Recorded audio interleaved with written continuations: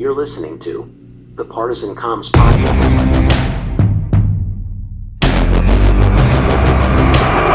There is a signal broadcast every second of every day through our television sets.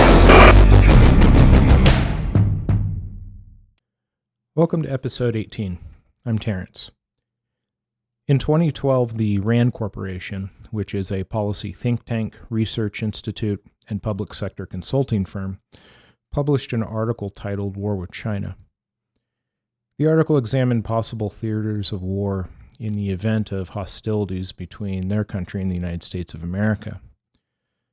Some of the areas of conflict they cited included the Korean Peninsula, Japan, Taiwan, India, the South China Sea, as well as cyberspace. Although the article determined that armed conflict between the United States and China was not likely, the possibility existed due to the increasing capabilities of China's air and sea defenses. And as these trends continued to grow, the need for effective policies and deterrent measures was needed to counter potential vulnerabilities in defending America's interests abroad. The article also concluded that neither the United States nor China is likely to employ nuclear weapons, but even an initially localized conflict could quickly spread into the economic, cyber, and space realms, doing considerable damage to both sides. The ongoing modernization of the People's Liberation Army, also known as the PLA, will require the United States to develop comprehensive strategic analysis and policies to address the growing probability of conflict and the delicate power balancing objectives of the region. Since the dissolution of the Soviet Union in 1991, China has evolved into the most powerful potential adversary the United States has ever faced. Do the Chinese have a larger sense of history than we do, or is it simply their history is longer than ours? Their history is longer than ours, but they have a different sense of history.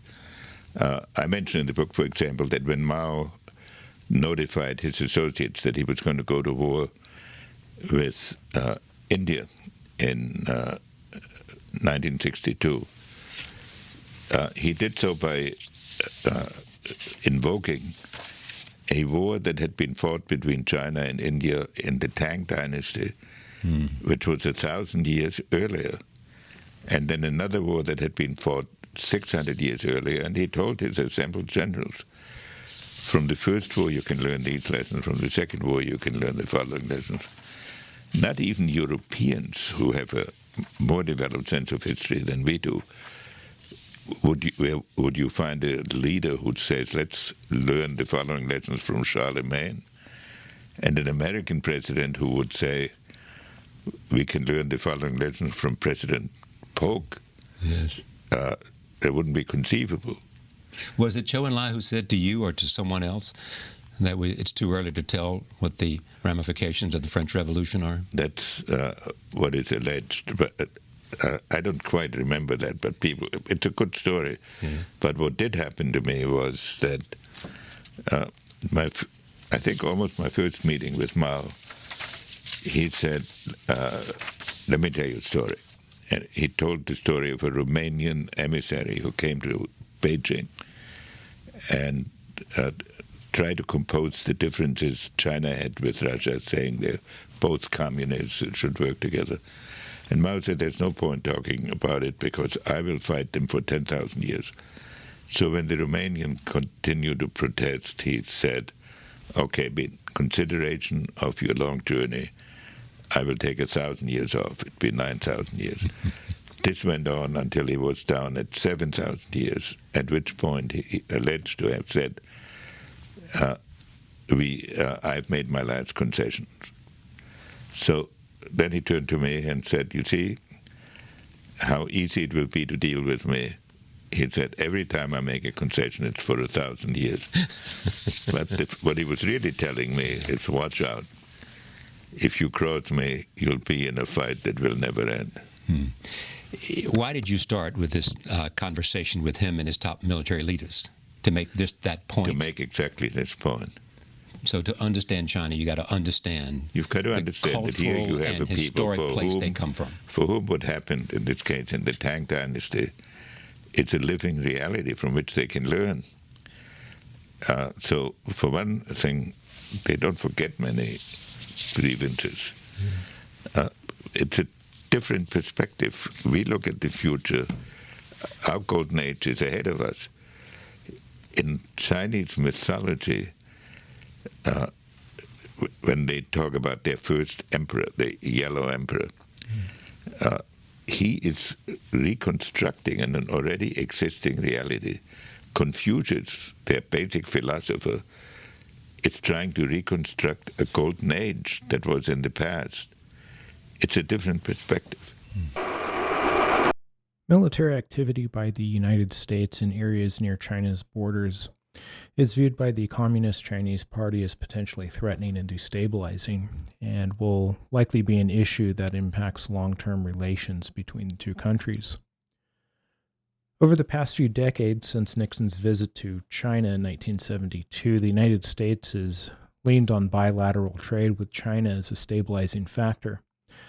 However, this tactic will likely not solve or forever mitigate the risk of potential conflict. Following the 2008 financial crisis in America, according to former Secretary of State Henry Kissinger, China began to have doubts about the United States' ability and overall economic strategy, and as a result, it's reasonable to believe that these doubts have a significant impact on future trade relations. However, following the 2008 financial crisis, China's economic confidence got a boost after their economy outperformed all other major economies just 2 years later in 2010. It is believed that the Chinese leadership became confident in their economic strategy over that of the United States, as well as the belief that they could survive potential future trade wars with America. But have they lost any respect to us because of what they saw happen with the economic crisis? I think the biggest blow to our relationship has been the Chinese interpretation of our financial crisis. That we did not look at political matters in an identical way. That was apparent after the first years of the relationship. And they sort of understood that this was the case. But they did think that we had sort of a magic formula for economic progress from which they could learn. And when they had, in fact, from Deng Xiaoping forward. That's right. And when Deng Xiaoping said opening up and reform, which were his basic slogan, he really meant learn from the Americans. And he sent tens of thousands of students abroad. But then comes 2007. And it suddenly turns out that the American financial model that they had actually tried to copy and in some respects started disintegrating in some of its assumptions. And that has not only made them lose confidence that we knew what we were doing, but those people inside the Chinese system who leaned towards the United States had a lot of explaining to do. And we still suffer from it. I saw some commentary on the Chinese 5-year plan. And I don't pretend to be an economist, but that commentary said, don't let the American seeming recovery fool you, because the West is trying to solve the current economic crisis by exactly the same methods that got them into the crisis. Before we go further, it's important to examine how we arrived at what appears to be several potential flashpoints between the United States and China. What are China's long-term objectives, both economically and militarily? Additionally, what are their attitudes towards war? One opinion, expressed in 2005 by the Vice Chairman of China's Military Commission, Chi Heoten, described relations between our two countries in a speech he delivered to top Communist Chinese Party and military members, where he said, quote, "It is historical destiny that China and the United States will come into unavoidable confrontation on a narrow path and fight," end quote. If China's leadership is in line with Vice Chairman Heoten's view, and our countries are indeed on a narrow path with each other, then we should start learning who our adversary is, what their motivations, strengths, and weaknesses are, so we can effectively address this potential future conflict. According to most historical accounts, China's civilization is estimated to be approximately 5,000 years old. With a past as voluminous as China's, it would be difficult to capture all of their historical complexities and achievements within the time constraints of this episode. So I'll do my best to give a high-level overview of notable periods in their history, and then focus on the founding of the Chinese Communist Party, since that is the most relevant to the topic of this episode. Their 5,000-year span includes a wide geographical area, and each area within China's modern-day borders has gone through periods of prosperity, fracture, and unity. According to historical accounts, China's civilization began in the Yellow River Valley and have experienced a long tradition of dynastic cycles. Some of the oldest surviving records date back to 1250 BC, which includes bronze inscriptions, ritual texts, and other writings.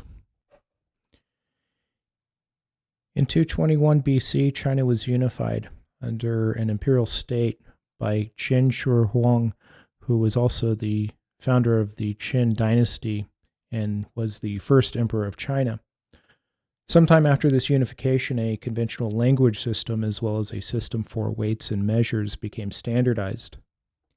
In 202 BC, the Han dynasty emerged and China entered into what is described as a classical era.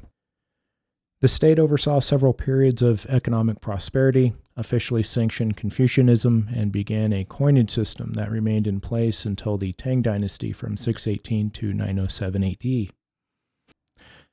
China also experienced another period of unity under the short-lived Sui dynasty, which was the predecessor to the Tang dynasty. The Sui dynasty is considered a golden age where China made advancements in areas such as technology, science, economics, and poetry. The Tang dynasty was also considered a golden age in Chinese history, which acquired additional territory through several military campaigns and contributed to a flourishing culture and stability. However, after a series of conquests in the 13th century, the Mongol Empire was eventually able to conquer all of China, ushering in the Yuan dynasty, and at the time was the largest geographical empire in history. Under the leadership of Temujin, also known as Genghis Khan, the Mongolians, who began as several nomadic tribes, unified and grew rapidly. Eventually, the empire split due to disputes over the line of succession among Genghis Khan's descendants, resulting in the empire fracturing into 4 separate empires. After the disintegration of the Mongol Empire, the Ming dynasty followed, which reigned from 1368 to 1644 AD, which included achievements such as public works projects, the production of fine porcelain, and the creation of classical works. The Qing dynasty succeeded the Ming dynasty and was the last imperial dynasty in Chinese history. In 1644, the Qing seized control of the Ming capital, and this event is considered by historians as the beginning of the Qing's rule. Their rule lasted until the Xinhai Revolution of 1911, which led to the establishment of the Republic of China, which lasted from 1912 to 1949. During the Qing dynasty, the island of Taiwan became annexed territory of the Empire of Japan in 1895 as a result of treaty negotiations following the First Sino-Japanese War. At the end of World War II in 1945, as a result of the Empire of Japan's surrender, the Allies placed control of Taiwan and its island groups under the administrative control of the Republic of China. During this time, it's important to note that China was also engaged in a civil war which was being fought between the Republic of China's government and the forces of the Communist Chinese Party, also known as the CCP. The Civil War began in 1927 and lasted until 1949. Hostilities were intermittent and at times temporarily put on hold to address Japanese invasion attempts. Once it was clear Japanese defeat in World War II was imminent, the Civil War resumed, and ultimately the CCP gained control of mainland China, declaring it the People's Republic of China in 1949, and forcing the Republic of China's government to retreat to the island of Taiwan. In the first few years of the CCP's founding, they had aligned themselves with the Nationalist Party of China, also referred to as the Kuomintang or KMT. The KMT was a major political party in mainland China during the Republic of China's rule from 1927 to 1949. The KMT began in 1895 under the name Revived China Society and was founded by Sun Yat-sen. Following the 1911 Xinhai Revolution that established the Republic of China, the party was reorganized and renamed the Kuomintang. The CCP was founded in July of 1921 with the help from Russian Communist Party officials such as Gregory Vutinsky, who was sent to China in 1920 to help establish a communist party in China. Initially, Vutinsky and his colleagues arrived in China under the guise as journalists, setting up a newspaper called the Shanghai Chronicle, which became a propaganda outlet for Bolshevik activity in China. Additionally, Mikhail Brodin, who was a Bolshevik revolutionary, assisted both the KMT and CCP by forming a military academy in 1924, which facilitated training for commanders. In the first few years of the CCP's creation, they initially aligned themselves with the KMT. This alliance is referred to as the First United Front. In this alliance, the CCP agreed to a bloc within the KMT where CCP members joined the KMT on an individual basis but still retained CCP membership. However, after the founder of the KMT, Sun Yat-sen, died in 1925, the alliance began to experience tension between right-wing factions of the KMT and the CCP. In addition to these tensions, the KMT began to lose popular support due to economic turmoil and corruption, ultimately resulting in dissolving the First United Front. In early 1926, the commander of the KMT's army, Chiang Kai-shek, expelled the CCP members from leadership positions. The KMT began an effort to destroy the CCP, and their members began to flee to the countryside where they regrouped and organized the peasantry. During this time, there were also areas which were occupied by Japanese forces, and in response to the growing anti-Japanese sentiment, Mao Zedong called on the KMT to join the CCP in expelling the Japanese from China. With a common enemy in the Japanese, this led to the Second United Front. However, the KMT's army faced high casualty rates against the Japanese. Meanwhile, communist guerrillas were able to mobilize their population behind Japanese lines and eventually became the primary force fighting the Japanese. The growing power of the CCP forces concerned the KMT, which resulted in attempts to blockade CCP positions as well as direct confrontations. In 1945, when World War II ended, unification discussions between the KMT and CCP broke down, which led to a civil war. As the civil war escalated, the CCP received support from the peasantry. Meanwhile, the KMT lost popular support, which is one of the factors that ultimately contributed to their defeat. Additionally, previous battles with the Japanese depleted the KMT's resources and manpower, while the CCP had focused their efforts on guerrilla warfare. This decision helped the CCP emerge from the Battle of Japan with greater numbers. The Civil War ended in 1949, and the CCP under Mao Zedong declared victory, and the KMT was forced to retreat to Taiwan, and Mao Zedong emerged as the leader of the People's Republic of China. Following the victory over the KMT, the next few years for the CCP were defined by disagreements over the direction of China. Initially, the CCP had adopted the Soviet Union's model for developing China. However, the CCP and Soviets eventually found themselves at odds over ideology and policy decisions. In the 1950s, the CCP broke ties with the Soviets and took China in a radical new direction, and in an effort to speed up their industrial development, they employed an economic and social campaign called the Great Leap Forward, which lasted from 1958 to 1962. And one of the objectives of the Great Leap Forward was to increase the rural grain production and industrial productivity. To implement this campaign, however, mandatory agricultural collectivism was implemented, meaning private farming was prohibited, and anyone that engaged in private farming would be labeled a counter-revolutionary and would be persecuted. Other tactics the CCP used to force the population to conform to this campaign was the use of social pressure through things like struggle sessions. These struggle sessions were often violent public rallies where those who were accused of being enemies of the state were publicly humiliated, beaten, tortured, and sometimes murdered.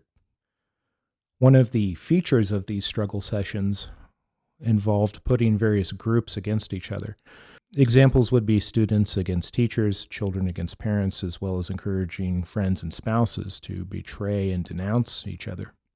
From 1960 to 1962, Mao Zedong and the CCP conducted several conferences where they studied the impact of the Great Leap Forward. Despite the fact that the Great Leap Forward resulted in economic mismanagement, which led to famine, and the overall campaign's design caused deaths that estimated between 15 and 55 million, Mao Zedong stood by his policies and, in fact, blamed the overall failure on his subordinates for poor implementation and decision-making. In 1966, Mao Zedong initiated another campaign referred to as the Cultural Revolution, which lasted until his death in 1976. The goal of the Cultural Revolution was to preserve Chinese socialism through purging traditional and capitalist elements from Chinese society. In practice, Mao Zedong began purging anyone who did not share his vision of communism by shutting down schools and instructing China's Red Guards to attack traditional values and bourgeoisie infiltrators in the government. The Red Guards were a student-led paramilitary social movement which Mao Zedong leveraged for propaganda purposes, as well as to further the CCP's agenda. The Cultural Revolution quickly escalated and resulted in the physical abuse of the elderly and those considered intellectuals, as well as the removal of key government leaders from power and the destruction of many historical and cultural artifacts such as temples, books, and artwork. It's estimated that between 1 to 2 million people were killed as a result of this movement, and this period in the CCP's history has mostly been characterized by historians as one of violence and chaos across Chinese society. As social disorder became more widespread, eventually the Red Guards split into factions, each believing they were the true representation of Mao Zedong's intentions and thoughts, leading to armed clashes with each other throughout China. Initial attempts were made to bring the violent clashes under control through military intervention, which added to the ongoing division and tension. However, in 1968, they were able to bring the situation under control by deploying the military to take control of government agencies, schools, and factories, as well as forcing millions of Red Guard members to move into and live in rural areas, which divided and scattered their forces. From about 1971 to Mao Zedong's death in 1976, the Communist Party experienced tension between factions of pragmatists and radicals over topics such as class struggle, intellectualism, egalitarianism, economic growth, the education process, and foreign policy. Following Mao Zedong's death in September of 1976, Hua Guofeng was the designated successor. However, his term was brief and lasted until 1978, when he was forced out of power by a coalition of party leaders. In the aftermath of Mao Zedong's death, a statesman named Deng Xiaoping was able to consolidate power and began what is referred to as the second generation of CCP leadership, with Mao Zedong's rule being the first. In official discourse, although Deng Xiaoping was never officially the party leader, he was considered part of the core of the second generation of CCP leadership, and along with several other party elders, leveraged their power and influence to lead China through a period of reform. Some of these reforms included a focus on industry, agriculture, science, technology, and defense. Deng Xiaoping is credited as being the architect of modern China for his contributions during the course of his leadership. However, his legacy isn't without controversy. In 1989, he ordered a military crackdown on the Tiananmen Square protesters, and his one-child policy has also drawn criticism. He stepped down in 1989, and the transition to the third generation of leadership, which lasted until 2002, with Jiang Zemin serving as the general secretary. His legacy is considered one as a thoughtful reformer, as he made attempts to move China from a centrally planned socialist economy to a government-regulated market economy. In 2002, began a transition of power due to the establishment of term limits, marking the beginning of the fourth generation of leadership, which lasted until 2012, with Hu Jintao serving as the next general secretary. Under Hu Jintao's tenure, he reversed some of his predecessor's economic reforms, increased subsidies and control over the healthcare sector, as well as increased funding for education and increased China's influence in Africa, Latin America, and other developing nations. Hu Jintao stepped down in 2012 and was succeeded by Xi Jinping, who was elected as the next general secretary and ushered in the current fifth generation of leadership. Xi Jinping's leadership has led to increased centralization of power by consolidating CCP control over legal, political, and social institutions, conducting anti-corruption campaigns, and pushing China to develop a larger role on the world stage and expressing China's desire to become a global leader. During his tenure, he has endeavored to increase China's economic posture through proposals such as the Belt and Road Initiative, as well as projects in Europe, Asia, and Latin America and Africa. Under his leadership, China has also asserted territorial claims over almost the entire South China Sea. Since the establishment of the CCP, relations between the United States and China have been delicate and at times complicated. The first real diplomatic relations between the United States of America and China started in 1971, when then Secretary of State Henry Kissinger made a secret trip to China. Shortly after that meeting, the United Nations recognized the People's Republic of China by providing them a permanent Security Council seat.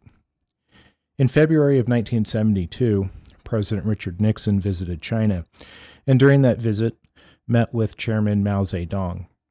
During that meeting, both sides signed the Shanghai Communique, which began a process for improved relations between the United States and China. The world was in a kind of a turmoil as a result of the Vietnam War. The Soviet Union had just occupied Czechoslovakia. Right. We both came to the view that the United States needed an alternative vision of world order than simply the Cold War. And we did not see how the Cold War could be conducted with the Soviet Union unless China was a part of it. But we had no idea, having come to that conclusion, what to do about it. So we were sort of fitfully talking about it, and in one occasion we found some Dutch diplomat who was traveling to China, and we sort of gave him a half-baked message. Yes. We never heard from him again. I don't even know what happened. And then what happened in Warsaw? The Chinese, because of the Cultural Revolution, had recalled all their diplomats from around the world. So the only place where there was a diplomat, where there was also an American diplomat, was in Warsaw, because in Warsaw we held formal talks at periodic intervals. So I instructed the American ambassador there at the next social event where the Chinese was present to walk up to the Chinese and tell him that we wanted to talk. The diplomat, outstanding man, Walter Stoessel, thought this was a Kissinger invention. And he didn't get it through the channels, so he ignored it. So I made him come back and walked him into the Oval Office. Yes. And the president repeated the instruction. You are to tell the Chinese. And so he did it. So at the next party, there is a report now that the Chinese have written about this. The interesting thing about this book, you now have access to Chinese thinking you did not have at an earlier time. A lot of Chinese I'll talk more about that in a minute, but go ahead. Including some on the Korean War, and we'll get to that, really fascinating. So the Chinese report in their story that they saw the Americans they ran. looking over to them, and they started. So they were afraid we'd come over, and they ran away. Yeah. And the American plus an interpreter ran after them and Said, we want to shouted, talk to you. Our government wants to talk to you. "That's right, our government wants to talk to you." So here were you and Richard Nixon, the president, looking at Russia and saying, that we can use China perhaps as an opening and sort of give us more leverage against Russia. Right. All right. What you now know is that the Chinese, in the person of Mao Zedong, was having the very same idea. Exactly right. They came to the same conclusion. But you didn't know each other were coming to that conclusion. We did not only didn't we know we'd come to the same conclusion, we didn't know how to communicate it to the other, and we both made mistakes in doing that. We went to the most liberal communists we knew. I mean, the most independent of Moscow, which was Romania, and tried to use them to arrange an opening to Beijing. But Mao didn't trust any communists. Right. So that didn't work very well. Mao thought he could use a journalist who we considered a fellow traveler as a sort of a messenger to us, but we thought he was just a propagandist. Right. So it was like two ships passing in the night. But when we go into how Mao got this view, how did Mao come to this view, which is sort of interesting? There were four marshals of the Chinese Liberation Army, People's Liberation Army, that he had purged and that were working in factories doing manual labor. He pulled them out of the factories, brought them to Beijing, and said, "Write me an essay about the international situation." At first, they thought this might be a trick to get them to incriminate themselves, but Zhou Enlai convinced them that they ought to do it. So they wrote a paper, in effect, saying, you ought to open to the United States. Then the question was, how do we convey this to Mao in a plausible way? One of the marshals said, tell him it's like the Hitler-Stalin pact. Another marshal said, I have a better idea. And this is all from Chinese documents. Right. He said, tell him this is like the chapter in the romance of the three kingdoms, in which state A moves against state B by using state C. And that novel was 600 years old, was banned in China, but they could be sure that Mao had read it many times, and so that's what they did. Help us. In the years after Nixon's visit, there have been several milestones in the diplomatic and economic status between the United States and China, which has shaped the current relationship between the two countries. During the Carter administration, China was given full diplomatic recognition, as well as recognized the One China policy and briefly severed diplomatic ties with Taiwan. However, the United States Congress the same year approved the Taiwan Relations Act. The One China policy is an acknowledgement by the United States of China's position that there is only one Chinese government. Under this policy, the United States has formal ties with China rather than the island of Taiwan.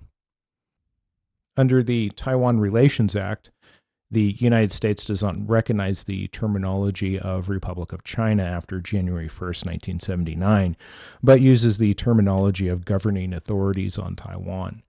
It also authorizes de facto diplomatic relations with the governing authorities of Taiwan, and any international agreements made between the United States and Republic of China before 1979 are still valid unless otherwise terminated.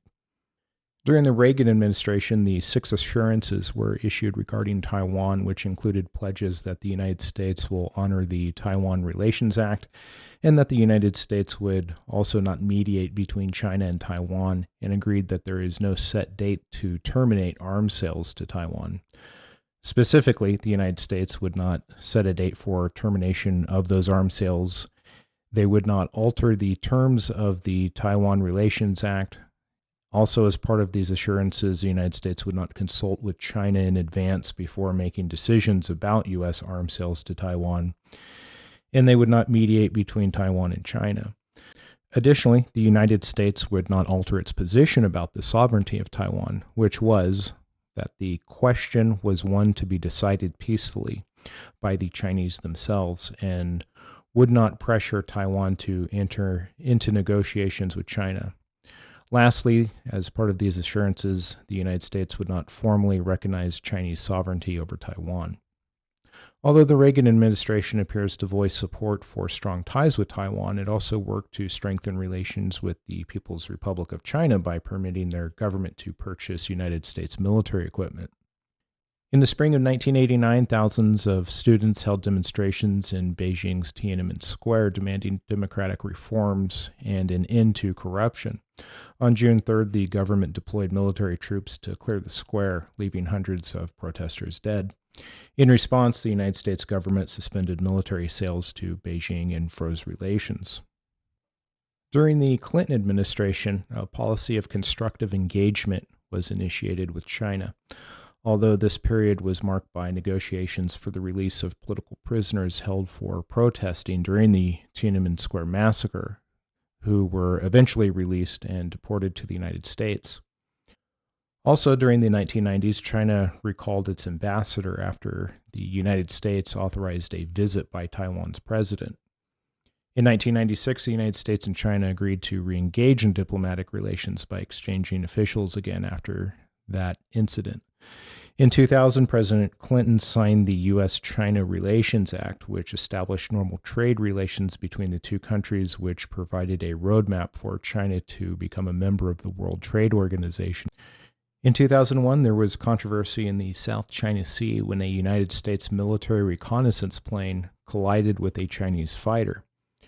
The U.S. reconnaissance plane was forced to make an emergency landing in Chinese territory on the island of Hainan. The crew members of the reconnaissance plane were detained for 12 days and then later released. However, the incident caused tension between the George W. Bush administration and the Chinese government. Leading up to the early 2000s, as China continued to modernize and build their military capabilities, the United States took notice of the potential their ballistic missiles posed. In November of 2002, Colorado Congressman Bob Schaefer introduced into the Congressional Record remarks on this subject. For context, Congressman Schaefer's remarks were made in the lead-up to the invasion of Iraq in 2003. I won't read you the entirety of his remarks. I'll just focus on the parts pertaining to China's increased ballistic missile capabilities and how those assets might be deployed against the United States to achieve certain objectives. Schaefer's remarks begin with stating that as we prepare to invade Iraq and ponder North Korea's secret nuclear weapons program, America must not overlook the greater threat posed by China and the transformation of the People's Liberation Army into a modern technological force capable of lightning attacks. Similar to how Germany used blitzkrieg or lightning warfare in World War II to demoralize its opponents, the People's Liberation Army is ready to unleash a new form of warfare using advances in accurate ballistic missiles, high-energy lasers, and information warfare. This transformation of the PLA has more than the capture of Taiwan in view. In December 1999, China's Defense Minister General Shi Haoshan declared war between China and the United States is inevitable. He noted the issue is that the Chinese armed forces must control the initiative in this war. To control the initiative, the PLA plans to mount a surprise attack, counting on the weight of its initial blow to stun an opponent into submission. Ballistic missile strikes, high-energy lasers used against satellites, and information warfare provide the means by which the PLA can launch a surprise attack with little or no warning. We deceive ourselves if we believe the PLA is not capable of mounting a powerful blow at our armed forces. Our satellites are vulnerable to laser attacks and information warfare, a fact carefully noted by Donald Rumsfeld before he became Secretary of Defense while serving as chairman of the Space Commission. Our forces and military bases are vulnerable to ballistic missile strikes. We have no defense against ballistic missiles except for the short-range Patriot. A picture of a vulnerability may be seen in Taiwan. For example, a Taiwanese Defense Ministry report concluded a PLA attack using ballistic missiles and cruise missiles, supplemented by long-range artillery and other weapons aimed at nearly 100 key targets such as airports, harbors, important highways, bridges, and military command centers. Missile bases and barracks would be successful within a very short time. Several dozen ballistic missiles could destroy over half its navy, concentrated at the naval base of Tusoin. In 2002, computerized war simulations conducted during a Taiwanese military exercise showed it could lose much of its air force in the first wave of ballistic missile strikes. The launch of hundreds of ballistic missiles aimed at major air bases around Taiwan would damage 75% of its Air Force fighters on the ground. Furthermore, China has obtained technical information on the improved Patriot 2, enabling it to devise tactics for overwhelming the 200 Patriot missiles guarding Taipei. Transformation is a result of new strategy and new weapons that can convey a sense of overwhelming defeat, enabling conventional military forces to conduct mopping up operations against a demoralized enemy. In other words, while the bulk of PLA forces are not as technologically sophisticated as U.S. forces, if PLA laser and ballistic missile forces can create a sense of overwhelming defeat, the once vaunted technological superiority of U.S. forces would be swept aside. Congressman Schaefer continues on to say that similar to Taiwan, China's intermediate and long-range ballistic missiles could be used in a preemptive strike against U.S. air and naval forces, particularly in the Pacific. Indeed, China's intermediate-range ballistic missiles were developed for attacking U.S. forces in the Pacific and Indian Oceans. The effect would be the same as an attack on Taiwan. U.S. air and naval strength would be devastated. The PLA is aware of the vulnerability of U.S. forces to ballistic missiles. The inability of U.S. forces to defend themselves against ballistic missiles can create a condition for intense psychological defeat and feeling of utter helplessness against a foe that can strike at will. This is called asymmetric warfare, attacking an opponent's weakness. Schaefer points out that our generals do not practice for war against an opponent that uses accurate ballistic missiles in a preemptive strike. China has developed accurate ballistic missiles. Its short-range M11, which uses GPS guidance, is accurate to about 5 meters. Its DF-21 intermediate-range ballistic missile is equipped with terminal, precision guidance, and possibly GPS. China has the option of using ballistic missiles armed with non-nuclear warheads in a precision long-distance strike. Additionally, our Navy has no defense against a DF-31 ICBM that could be fired at a naval battle group shortly after leaving Pearl Harbor. The PLA large-scale exercise called Liberation 2 simulated landing on Taiwan and attacking U.S. aircraft carriers, including strikes by DF-31 nuclear-capable ICBMs. Our nuclear missiles are no defense against a preemptive ballistic missile strike. The threat of retaliation under the doctrine of mutual assured destruction is empty. Even though we possess a large number of ICBMs, we have no defense against the PLA holding American cities hostage using a small number of missiles. China has targeted U.S. conventional forces and bases, trusting that a small arsenal of ICBMs pointed at American cities could deter a U.S. nuclear retaliation.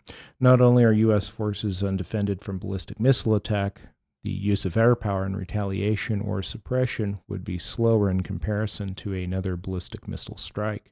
Following a surprise attack, there would be little to stop the PLA from invading other countries, including Taiwan and the island nations of the Pacific.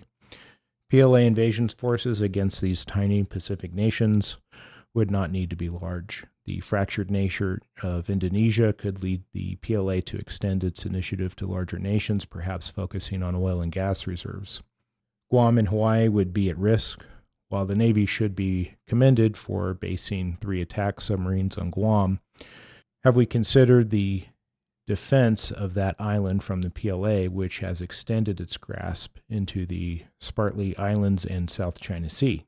In preparation, defenses to counter the PLA, The southern approach to the continental United States from Central America, Mexico, Cuba, or other Caribbean nations deserves our attention. To be of military significance, our planning should include the deployment of U.S. ground forces in the event of a PLA intrusion through our southern border or through ports such as Houston or Mobile. However unlikely it may seem to be, the southern approach is vulnerable, especially given the extensive nature of Chinese shipping interests. Commercial shipping could be used for the transport of military forces in the form of a Trojan horse. The PLA has conducted military exercises using freighters armed with artillery, similar to the German Q ships used in World War II. While a small PLA invasion force would hardly be expected to conquer the United States, neither should we overlook the disruption and consternation that even a small PLA invasion force could cause. The PLA has developed similar attack capabilities to Germany's lightning warfare, using surprise as the key for a sudden and powerful launch. The tools the PLA will use in the spearhead of its attack are ballistic missiles, high-energy lasers, and information warfare. These are all tools against which the United States have virtually no defense. For these reasons, I wish to note for the record that we are woefully unprepared for a more serious and imminent war. Congressman Schaefer concludes his remarks with, "I cannot stress enough the issues relating to the PLA's war threat. We must come to recognize the significant role our current actions in the Middle East play into China's aggressive military intentions." In Congressman Schaefer's remarks, he mentioned a speech by Che Haotin, who was the vice chairman of China's military commission. The speech was delivered to top Chinese officers and generals. Haotin was recruited to the army in July of 1945, then served as the battalion instructor and deputy director of a regimental political department within the 27th Corps of the People's Volunteer Army during the Korean War, and in 1973 became the vice political commissar of the Beijing military region and vice editor-in-chief of a prominent newspaper called the People's Daily. He also played a role in directing the military's enforcement of martial law in Beijing to suppress the 1989 Tiananmen Square protests. Then, in 1993, he became the Minister of National Defense until his retirement in 2003. It's important to point out Haotin's background because his remarks are not coming from some talking head on television or the opinion of someone who is on the outside of the CCP looking in. This is an individual who worked, survived, and succeeded within the framework of the CCP for decades and has valuable insight into how the government works, their strategies both politically and militarily, what their long-term objectives are, and how they view their relationship with the United States. Although I summarized Congressman Schaefer's remarks, I'll read you Che Haotin's full speech because I don't want to misrepresent the context of his remarks, and so the audience can also gain a better understanding of the intentions of some of the CCP's hardliners. Haotin's speech begins as follows. Comrades, I'm very excited today because the large-scale online survey, Sina.com, that was done for us, showed that our next generation is quite promising, and our party's cause will be carried on. In answering the question, will you shoot at women, children, and prisoners of war, more than 80% of the respondents answered in the affirmative, exceeding by far our expectations. Today I'd like to focus on why we asked Sina.com to conduct this online survey among our people. My speech today is a sequel to my speech last time, during which I stated with a discussion of the issue of the three islands, Taiwan, Diaoyu Islands, and the Spratly Islands, and mentioned that 20 years of the idyllic theme of peace and development had come to an end, and concluded that modernization under the saber is the only option for China's next phase. I also mentioned we have a vital stake overseas. The central issue of the survey appears to be whether one should shoot at women, children, and prisoners of war, but its real significance goes far beyond that. Obstinately, our intention is mainly to figure out what the Chinese people's attitude towards war is. If these future soldiers do not hesitate to kill even non-combatants, they'll naturally be doubly ready and ruthless in killing combatants. Therefore, the responses to the survey's questions may reflect the general attitude people have towards war. We wanted to know if China's global development will necessitate massive deaths in enemy countries. Will our people endorse that scenario? Will they be for or against it? The fact is, our development refers to the great revitalization of the Chinese nation, which, of course, is not limited to the land we have now, but also includes the whole world. As everyone knows, according to the views propagated by Western scholars, humanity as a whole originated from one single mother in Africa. Therefore, no race can claim racial superiority. However, according to the research conducted by most Chinese scholars, the Chinese are different from other races on Earth. We did not originate in Africa. Instead, we originated independently in the land of China. Therefore, we can rightfully assert that we are the product of cultural roots of more than 1 million years, civilization and progress of more than 10,000 years, an ancient nation of 5,000 years, and a single Chinese entity of 2,000 years. This is the Chinese nation that calls itself descendants Yan and Huang. During our long history, our people have disseminated throughout the Americas and the regions along the Pacific Rim, and they became Indians in the Americas and the East Asian ethnic groups in the South Pacific. We all know that on account of our national superiority during the thriving and prosperous Tang Dynasty, our civilization was at the peak of the world. We were the center of the world civilization, and no other civilization in the world was comparable to ours. Later on, because of our complacency, narrow-mindedness, and the self-enclosure of our own country, we were surpassed by Western civilization, and the center of the world shifted to the West. In reviewing history, one may ask, will the center of the world civilization shift back to China? Actually, Comrade Leo Huahua made similar points in early 1980s based on a historical analysis. He pointed out that the center of the world civilization is shifting. It shifted from the east to Western Europe and later to the United States. Now it's shifting back to the east. Therefore, if we refer to the 19th century as the British century and the 20th century as the American century, then the 21st century will be the Chinese century. Our Chinese people are wiser than the Germans because fundamentally our race is superior to theirs. As a result, we have a longer history, more people, and larger land area. On this basis, our ancestors left us with the two most essential heritages, which are atheism and great unity. It was Confucius, the founder of our Chinese culture, who gave us these three heritages. These two heritages determined that we have a stronger ability to survive than the West. This is why the Chinese race has been able to prosper for so long. We are destined not to be buried by either heaven or earth, no matter how severe the natural, man-made, and national disasters. This is our advantage. Take response to war as an example. The reason that the United States remains today is that it has never seen war on its mainland. Once its enemies aim at the mainland, the enemies would have already reached Washington before its Congress finishes debating and authorizes the president to declare war. But for us, we don't waste time on these trivial things. Maybe you have now come to understand why we recently decided to further promulgate atheism. If we let theology from the West into China and empty us from the inside, if we let all Chinese people listen to God and follow God, who will obediently listen to us and follow us? If the common people don't believe Comrade Hu Jintao as a qualified leader, begin to question his authority and want to monitor him, if the religious followers in our society question why we are leading God in churches, can our party continue to rule China? The first pressing issue facing us is living space. This is the biggest focus of the revitalization of the Chinese race. In my last speech, I said that the fight over basic living resources is the source of the vast majority of wars in history. This may change in the information age, but not fundamentally. Our per capita resources are much less than those of Germany's back then. In addition, economic development in the last 20-plus years has had a negative impact, and climates are rapidly changing for the worse. Our resources are in very short supply. The environment is severely polluted, especially that of soil, water, and air.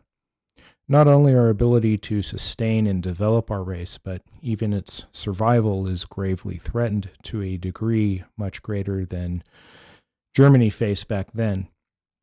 Anybody who has been to Western countries knows that their living space is much better than ours. They have forests alongside the highways while we hardly have any trees by our streets. Their sky is often blue with the white clouds while our sky is covered with a layer of dark haze. Their tap water is clean enough for drinking, while even our groundwater is so polluted that it can't be drank without filtering. They have few people in the streets, and 2 or 3 people can occupy a small residential building, in contrast to our streets are always crawling with people, and several people have to share one room. Therefore, in our emphasis on He Shen's new theory, human rights are just living rights, we only talk about living, but not space, so as to avoid using the term living space. From the perspective of history, the reason that China is faced with the issue of living space is because Western countries have developed ahead of Eastern countries. Western countries established colonies all around the world, therefore giving themselves an advantage on the issue of living space. To solve this problem, we must lead the Chinese people outside of China so that they can develop outside of China. Would the United States allow us to go out to gain new living space? First, if the United States is firm in blocking us, it is hard for us to do anything significant to Taiwan and some other countries. Second, even if we could snatch some land from Taiwan, Vietnam, India, or even Japan, how much more living space can we get? Very trivial. Only countries like the United States, Canada, and Australia have the vast land to serve our need for mass colonization. Therefore, solving the issue of America is the key to solving all other issues. First, this makes it possible for us to have many people migrate there and even establish another China under the same leadership of the CCP. America was originally discovered by the ancestors of the yellow race, but Columbus gave credit to the white race. We, the descendants of the Chinese nation, are entitled to the possession of the land. It is historical destiny that China and the United States will come into unavoidable confrontation on a narrow path and fight. In the long run, the relationship of China and the United States is one of a life and death struggle. Of course, right now is not the time to openly break up with them yet. Our reform and opening to the outside world still relies on their capital and technology. We still need America. Therefore, we must do everything we can to promote our relationship with America, learn from America in all aspects, and use America as an example to reconstruct our country. Only by using special means to clean up America will we be able to lead the Chinese people there. Only by using non-destructive weapons that can kill many people will we be able to reserve America for ourselves. There's been rapid development of modern biological technology, and new bioweapons have been invented one after another. Of course, we have not been idle. In the past years, we have seized the opportunity to master weapons of this kind. We are capable of achieving our purpose of cleaning up America all of a sudden.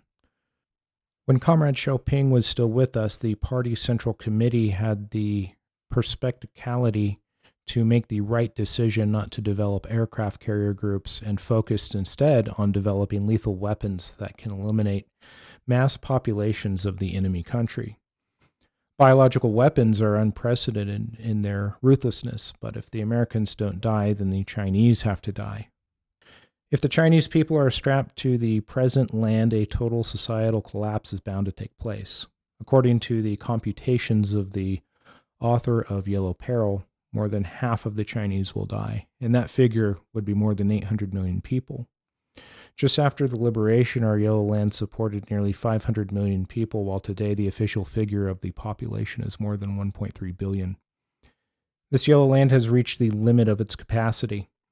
One day, who knows how soon it will come, the great collapse will occur any time, and more than half of the population will have to go. It is indeed brutal to kill 100 or 200 million Americans, but that is the only path that will secure a Chinese century, a century in which the CCP leads the world. We, as revolutionary humanitarians, do not want death, but if history confronts us with a choice between deaths of Chinese and those of Americans, we'd have to pick the latter, as for us, it is more important to safeguard the lives of Chinese people and the life of our party. The last problem I want to talk about is of firmly seizing the preparations for military battle. The Central Committee believes, as long as we resolve the United States problem at one blow, our domestic problems will all be readily solved. Therefore, our military battle preparation appears to aim at Taiwan, but in fact is aimed at the United States, and the preparation is far beyond the scope of attacking aircraft carriers or satellites. Marxism pointed out that violence is the midwife for the birth of the new society. Therefore, war is the midwife for the birth of China's century. In an article by The Guardian in July of 2005, Major General Zhu Zhenghu, who was also a dean at the National Defense University, warned that China could destroy hundreds of American cities with nuclear weapons in the event of conflict over Taiwan. Although he claimed to be stating a private opinion, his remarks created tension and added to concern over China's military objectives. He also stated that China was prepared to initiate non-conventional warfare over Taiwan, and that war logic dictates that a weaker power needs to use maximum efforts to defeat a stronger rival. The next year, in September of 2008, China passed Japan in becoming the largest holder of U.S. debt, totaling $600 billion, and in 2010, China became the world's second largest economy. Under the Obama administration, the United States trade deficit rose from $273.1 billion to a high of $295.5 billion in 2011.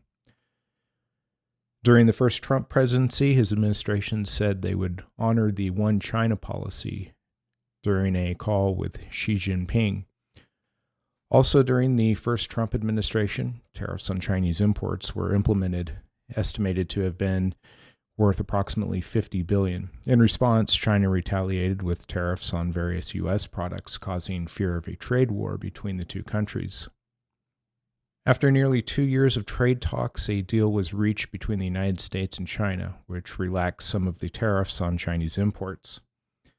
The deal also committed China to purchasing approximately $200 billion worth of American goods, as well as a pledge to enforce intellectual property protections. Under the Biden presidency, some of the Trump administration's policies, such as certain tariffs on Chinese imports, were left in place. In 2021, NATO released a communique to expand their focus to include threats from China regarding the expansion of nuclear weapons as well as their conventional military capabilities.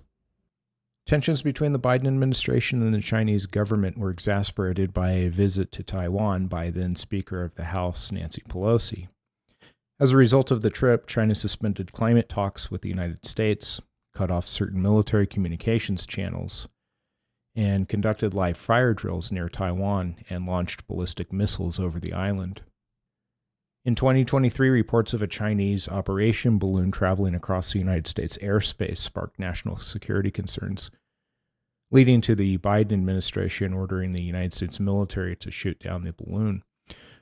While China claimed it was a weather balloon, U.S. security officials said it was spying on U.S. military sites. There are several flashpoints that could ignite a military confrontation between the United States and China.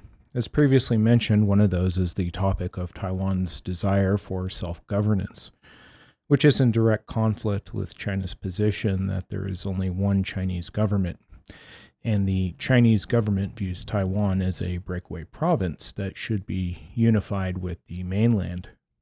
This is an interesting territorial dispute the CCP and Taiwan have found themselves in. If you'll recall, I discussed how Taiwan was ceded to the Japanese during the Qing dynasty as part of the treaty negotiations following the First Sino-Japanese War. As a result, the island became annexed territory of the Empire of Japan in 1895. Then, 50 years later, in 1945, after Japan's surrender at the end of World War II, the Allies placed control of the island and its island groups under the control of the Republic of China.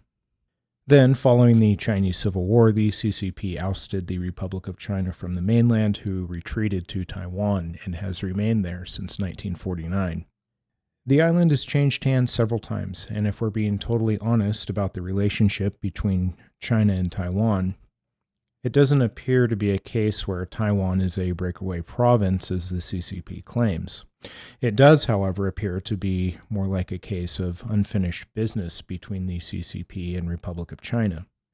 Although the Republic of China was expelled from the mainland, the CCP never totally defeated them because they were able to escape to Taiwan and establish a government and society despite the outcome of the Civil War. So it's worth asking the question, what if after Japan's surrender, the Allies didn't put Taiwan under the control of the Republic of China? What if they left it as conquered Japanese territory?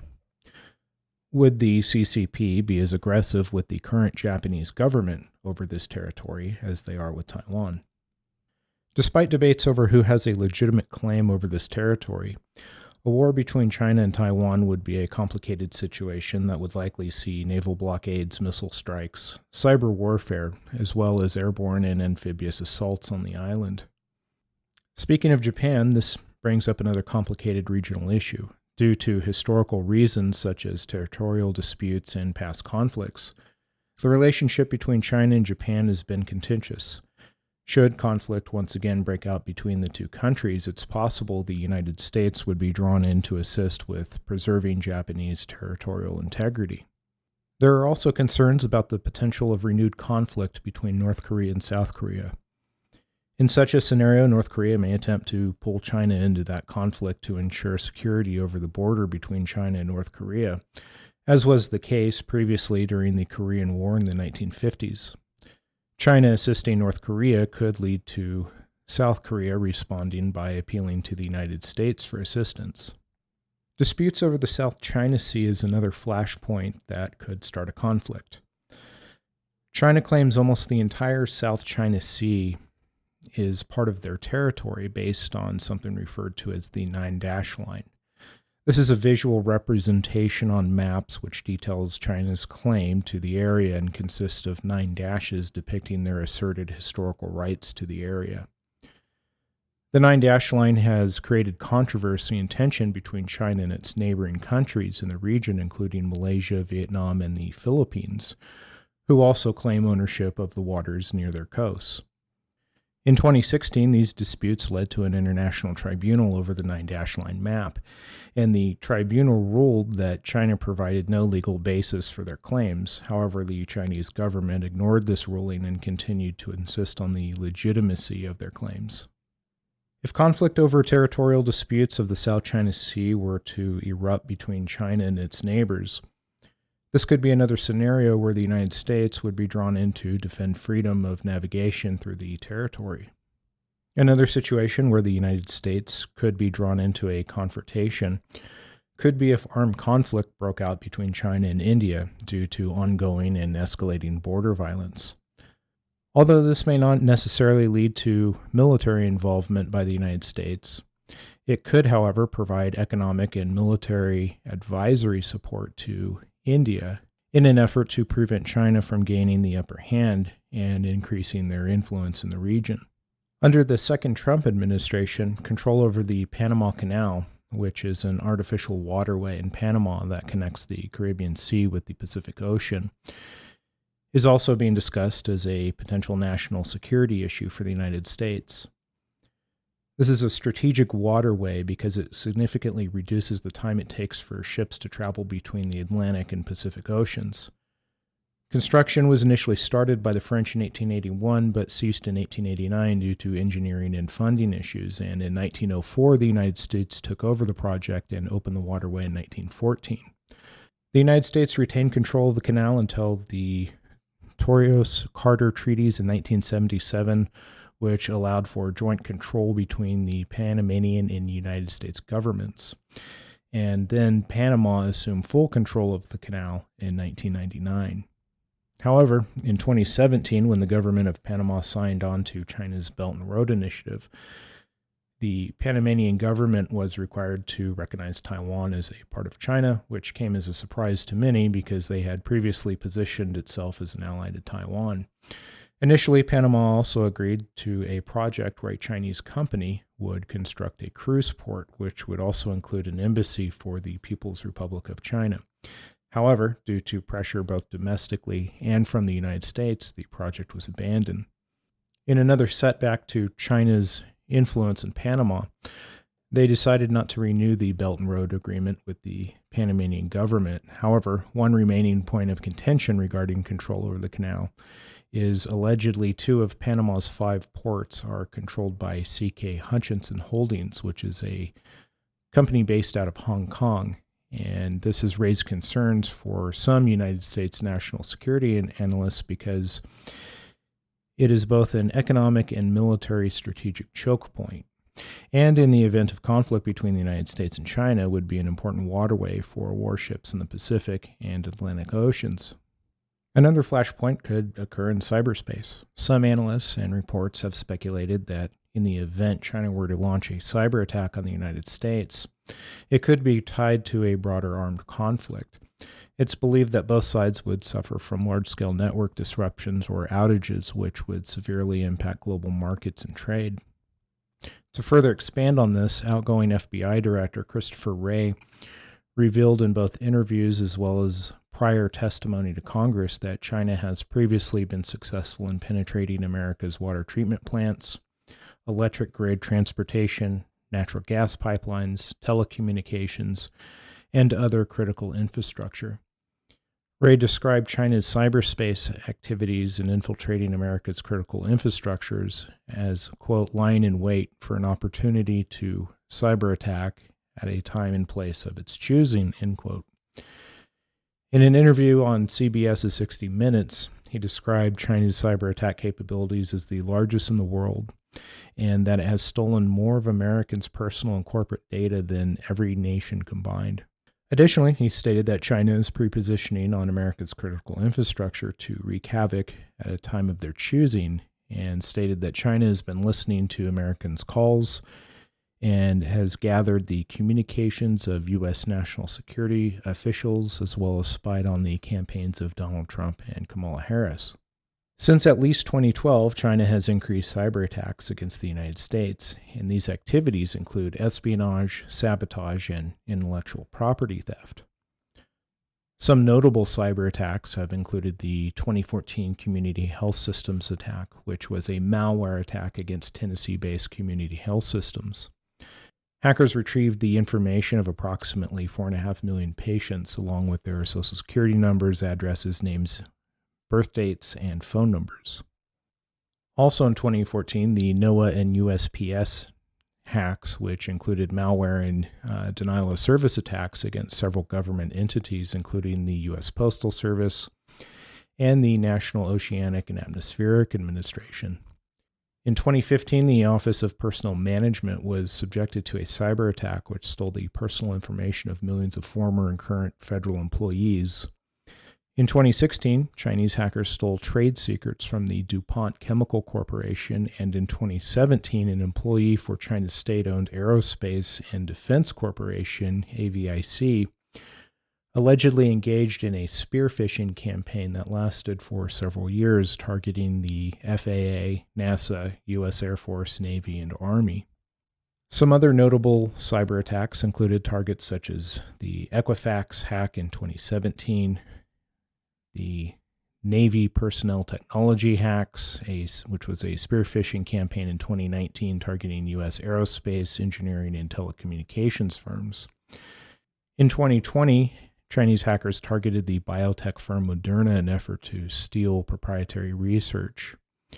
In 2021, it was revealed that Chinese spies had stolen and deployed code developed by the NSA to support their ongoing hacking operations. Also in 2021, there was Silk Typhoon, where China's Ministry of State Security stole the emails and passwords of more than 30,000 organizations through flaws in Microsoft's Exchange servers. More recently, in 2024, Chinese hackers compromised the infrastructure of several telecommunications companies such as AT&T, Verizon, and CenturyLink. And in 2025, the U.S. Treasury Department revealed that hackers had breached department networks and gained access to their servers. Another area where China has expanded its influence in cyberspace in an effort to collect information on Americans is through TikTok, which is owned by a Chinese-based company, ByteDance. This application is considered a potential national security threat because the Chinese government could use it to access user data, gather intelligence, and manipulate or subvert users. On its face, the subject of a TikTok ban may sound trivial, but it's unlikely the CCP, in their efforts to collect intelligence and wield influence, would ignore the power and addictive qualities the internet has on the population. The internet is a powerful tool that can be used to push propaganda, influence, corrupt, and subvert the populations of your enemies. I have no doubts if the Soviets had access to a worldwide information tool such as this, they would have used it in subversion campaigns against their adversaries. Subversion tactics were brought to the public's attention by a former KGB agent, Yuri Bezmenov, who defected to the West in the 1970s. Bezmenov was best remembered for giving anti-Soviet and anti-Marxist lectures as well as published books on these subjects. In the mid-1960s, Bezmenov was assigned to work as an apprentice for the Novosti press agency for the then classified Department of Political Publications.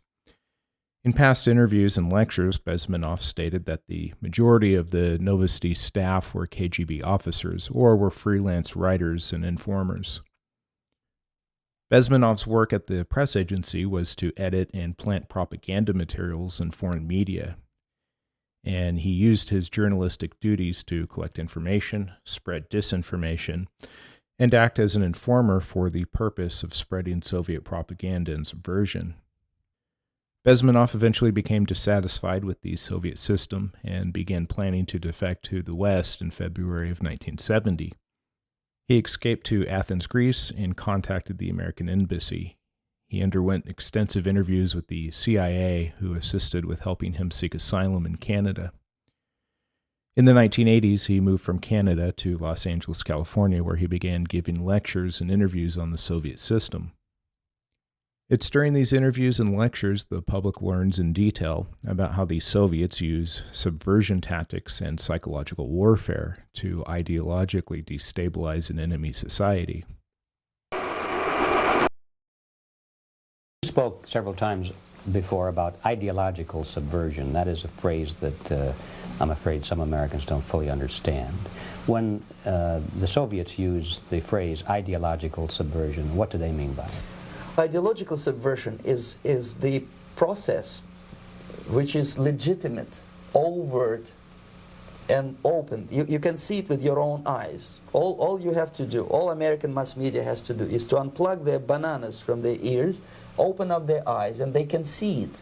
There is no mystery. There is nothing to do with espionage. I know that espionage intelligence gathering looks more romantic. It sells more deodorants through the advertising, probably. That's why your Hollywood producers are so crazy about James Bond type of thrillers. But in reality, the main emphasis of the KGB is not in the area of intelligence at all. According to my opinion and opinion of many defectors of my caliber, only about 15% of time, money, and manpower is spent on espionage as such. The other 85% is a slow process which we call either ideological subversion or active measures, активные мероприятия in the language of the KGB, or psychological warfare. What it basically means is to change the perception of reality of every American to such an extent that despite of the abundance of information, no one is able to come to sensible conclusions in the interests of defending themselves, their families, their community, and their country. It's a great brainwashing process which goes very slow, and it's divided in four basic stages. The first one being demoralization. It takes from 15 to 20 years to demoralize a nation. Why that many years? Because this is the minimum number of years which requires to educate one generation of students in the country of your enemy, exposed to the ideology of the enemy. In other words, Marxism-Leninism ideology is being pumped into the soft heads of at least 3 generations of American students without being challenged or counterbalanced by the basic values of Americanism, American patriotism. The result you can see. Most of the people who graduated in the 60s, dropouts or half-baked intellectuals, are now occupying the positions of power in the government, civil service, business, mass media, educational system. You are stuck with them. You cannot get rid of them. They are contaminated. They are programmed to think and react to certain stimuli in a certain pattern. You cannot change their mind, even if you expose them to authentic information, even if you prove that white is white and black is black, you still cannot change the basic perception and the logic of behavior.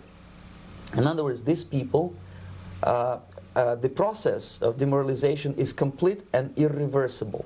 To get rid society of these people, you need another 20 or 15 years to educate a new generation of patriotically minded and common sense people who would be acting in favor and in the interests of the United States society. And yet these people who've been programmed and, as you say, in place, and Yes. who are favorable to an opening with the Soviet concept, these are the very people who would be marked for extermination in this country? Most of them, yes. Simply because the psychological shock when they will see in future what the beautiful society of equality and social justice means in practice, obviously they will revolt. They will be very unhappy, frustrated people. And the Marxist-Leninist regime does not tolerate these people. Obviously they will join the links of dissenters, dissidents. Yes. Unlike in present United States, there will be no place for dissent in future Marxist-Leninist America. Here you can get popular like Daniel Ellsberg and filthy rich like Jane Fonda for being dissident, for criticizing your Pentagon. In future, these people will be simply squashed like cockroaches.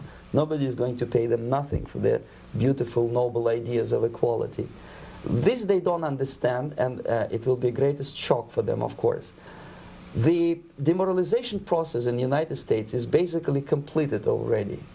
For the last 25 years.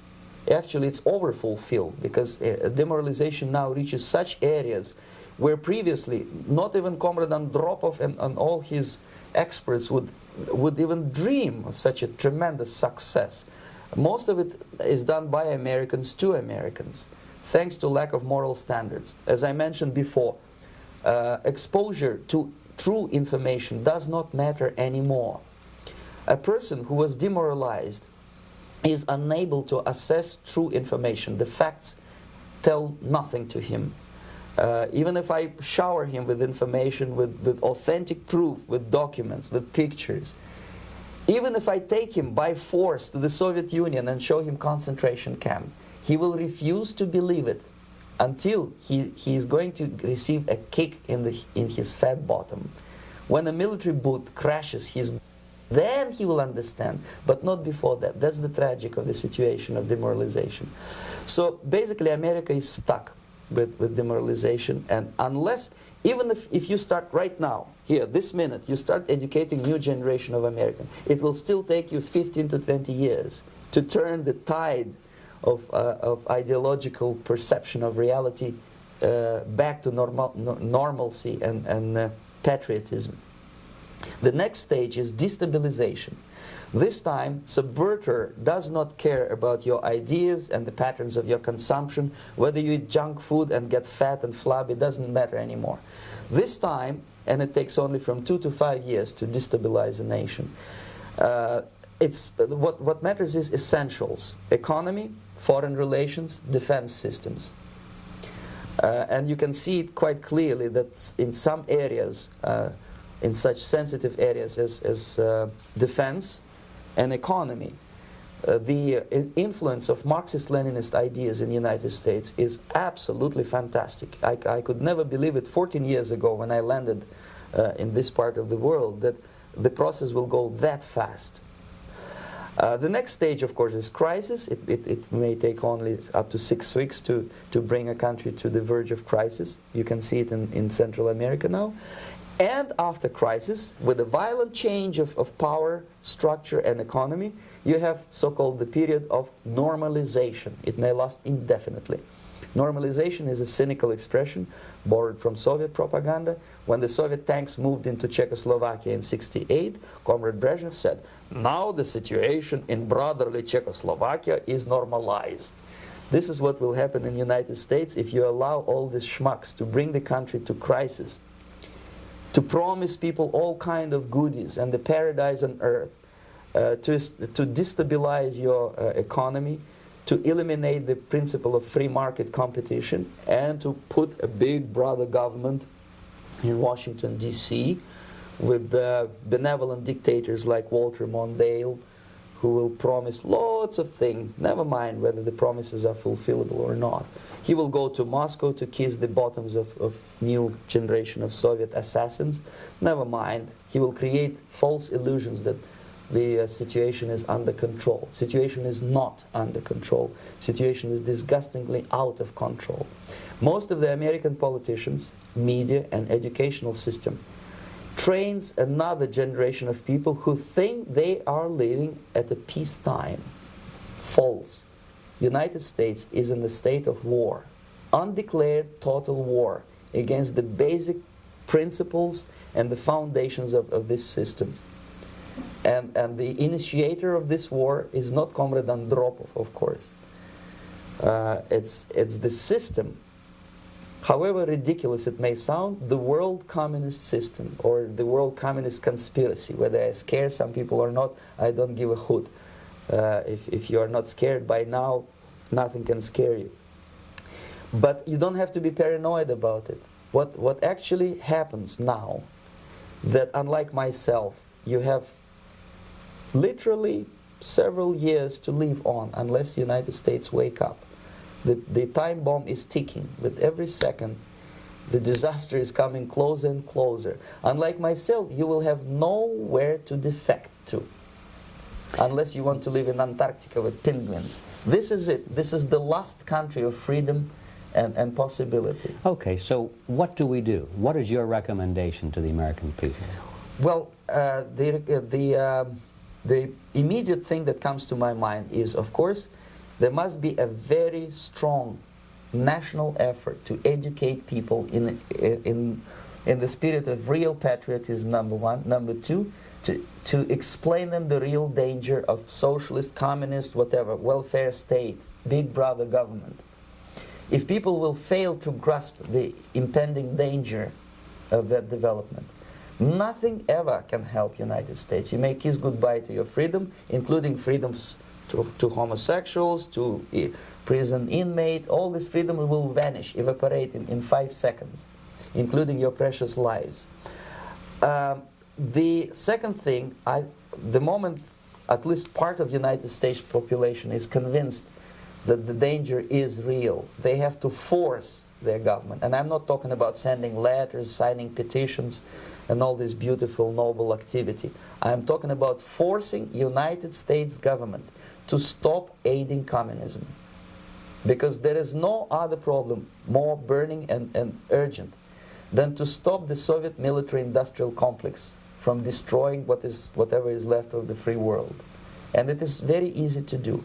No credits, no technology, no money, no political or diplomatic recognition, and of course no such idiocy as grain deals to USSR. The Soviet people, 270 millions of Soviets, will be eternally thankful to you if you stop aiding a bunch of murderers who sit now in Kremlin and whom President Reagan respectfully calls government. They do not govern anything, least of all such complexity as the Soviet economy. So basic, two very simple, maybe too simplistic answers or solutions, but nevertheless they are the only solutions. Educate yourself, understand what's going on around you. You are not living at the time of peace. You are in a state of war. And you have precious little time to save yourself. You don't have much time, especially if you are talking about young generation. There's not much time left for convulsions to the beautiful disco music. Very soon it will go, just overnight. If we are talking about capitalists or wealthy businessmen, I think they are selling the rope on which they will hang very soon. If they don't stop, if they cannot curb their unsettled desire for profit, and if they keep on trading with the monster of the Soviet communism, they are going to hang very soon. And they will pray to be killed, but unfortunately they will be sent to Alaska probably to manage industry of slaves. It's simplistic. I know it sounds unpleasant. I know Americans don't like to listen to things which are unpleasant. But I have defected not to tell you the stories about such idiocy as microfilm, James Bond type espionage. This is garbage. you don't need any espionage anymore. I have come to talk about survival. It's a question of survival of this system. You may ask me, what is it in for me? Survival, obviously, because unlike, as I said, I am now in your boat. If we sing together, we'll sing beautifully together. There is no... If Bezmenov's history of starting his career with the KGB as an apprentice for a press agency sounds familiar, you may recall earlier I mentioned that the CCP was founded in 1921 with the help of Russian Communist Party officials, who were sent to China under the guise of journalists with the intent of establishing a newspaper operation called the Shanghai Chronicle. In reality, the Chronicle was a propaganda outlet for Bolshevik activity in China. With the proliferation of the internet, propagandists no longer need to set up a brick-and-mortar operation. They can simply create online content, which will be pushed to your social media feeds on your computer or handheld device. If the Soviets were willing to go to such great lengths to subvert their enemy, it's reasonable to assume that they would have leveraged the internet to obtain their goals if it were available to them at the time. Aside from collecting user data, this is why security analysts have brought attention to applications like TikTok, which could be used by CCP propagandists as a tool to not only collect data on their enemy's population, but disseminate disinformation and attempt to indoctrinate and demoralize them over time. The rivalry between the United States and China does not appear to be ending anytime soon, and will likely continue to be an ongoing national security dilemma, which could include an arms race. In the coming years, the United States will face increasing obstacles and difficulties in managing often worsening relations with China while implementing strategic deterrence and balancing economic dependence, should conflict arise over any of the potential flashpoints previously mentioned. Setting aside the potential for either a confrontation of conventional forces or a nuclear exchange, it's unclear if the United States will be able to use its economic power as a deterrent for China making aggressive moves against America's interests. Some have suggested that the United States policymakers may be persuaded to decouple the United States' economy from China's to mitigate future economic risks should conflict erupt. In the short term, the United States will likely have to address these risk scenarios by continuing to shore up vulnerabilities to cyber attacks, committing to further our capabilities in areas such as intelligence gathering, strengthening partnerships with China's neighbors, and begin developing a long-term strategy for managing a rivalry with China. Anyway, that's all I have for this episode. Thank you for listening, and if you enjoyed this podcast, please subscribe, rate, or write a review.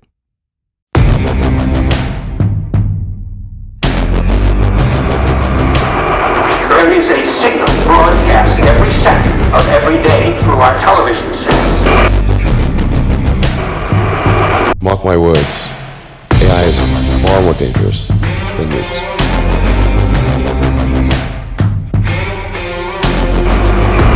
Science and technology are propelling us forward at accelerating rates. Engines throttling up, 3 engines now at 104%.